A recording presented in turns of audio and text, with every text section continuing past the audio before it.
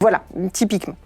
Si se battre ou fuir n'est pas possible, on a une autre réaction qui s'appelle le freezing ou le flop.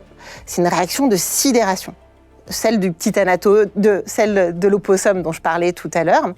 Et en fait, pendant très longtemps, on se disait, quand une victime, typiquement une victime se frise, se fige, c'est un stress inadapté, c'est dépassé. En fait, pas du tout.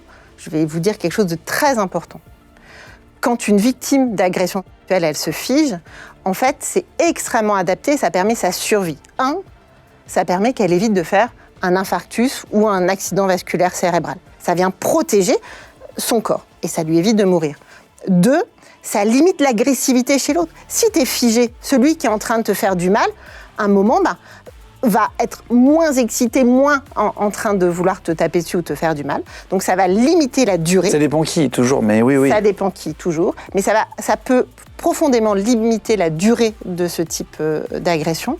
Et puis, il va y avoir un phénomène, qui est vraiment ce phénomène dissociatif, où tu peux sortir de ton corps, où tu peux être complètement anesthésié, tu ne ressens plus la douleur. Ça leur arrive pour les TDI ? Oui, ça arrive très fréquemment. Ils ne ressentent plus du tout la douleur. Tu peux avoir, pendant l'expérience traumatique, où tu n'as plus du tout de sensation dans ton corps, tu peux être en dehors. Et chez des patients qui souffrent de TDI, ça peut leur arriver, même quotidiennement, de se regarder de l'extérieur. Elle est la 30 personnalités, 30 identités.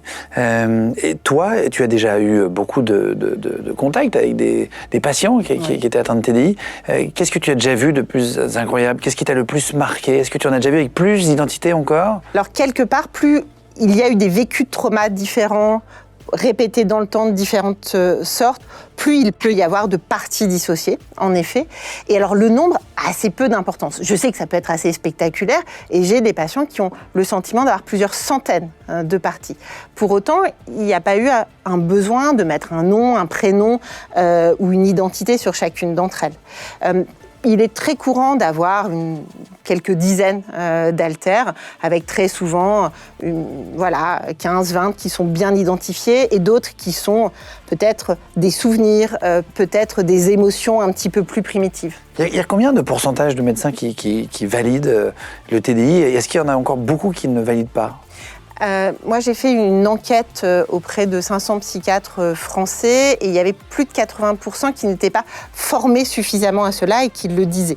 Donc, il y a vraiment un scepticisme qui peut et qui perdure dans ces troubles. Il y a combien de TDI en France, de personnes ? C'est estimé à combien ?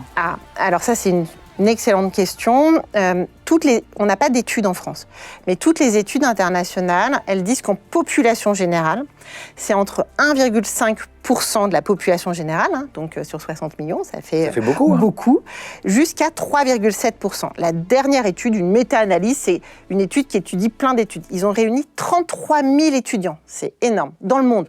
États-Unis, Pays-Bas, Philippines, ils ont retrouvé 3,7% dans cette population d'étudiants qui souffraient d'un trouble dissociatif de l'identité. Et ce n'est pas un diagnostic qui a été fait au coin d'une table où les patients ils ont rempli un petit questionnaire.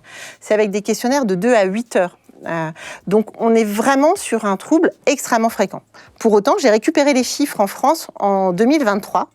Est-ce que tu as une idée ? Non. 183 patients diagnostiqués en France en 2023.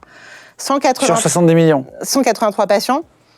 1,5 à 3,7% de la population générale. C'est ça qu'il y en a plein qui ne sont pas diagnostiqués. Il y a énormément de patients qui ne sont pas diagnostiqués. Quoi alors Est-ce qu'on les prend pour autre chose ? Alors, premièrement, je pense qu'il y a tout un tas de patients qui fonctionnent très bien. Ça a été des mécanismes de suradaptation de protection et qui fonctionnent bien sans avoir besoin d'un psychiatre ou d'aller voir un psy. Et ensuite, il y a tout le reste.